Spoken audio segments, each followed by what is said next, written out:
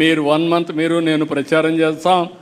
నేను అయిన తర్వాత కూడా మళ్ళీ ఎప్పటికప్పుడు అనలైజ్ చేస్తా.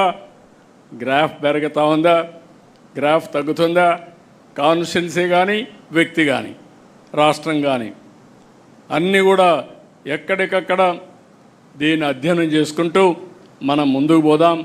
నేను ఎన్నికల ముందు ఒకే మాట మీకు చెప్పా, నన్ను డీటెయిల్స్ అడగద్దండి, సరైన నిర్ణయం తీసుకుంటాను ఆ రోజు చెప్పా.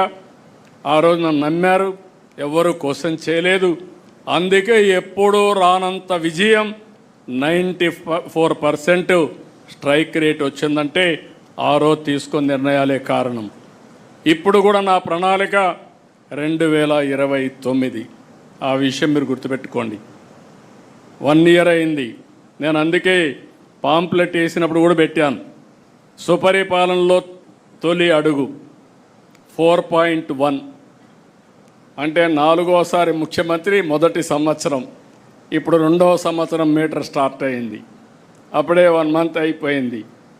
I'm calculating month, day, hour and year.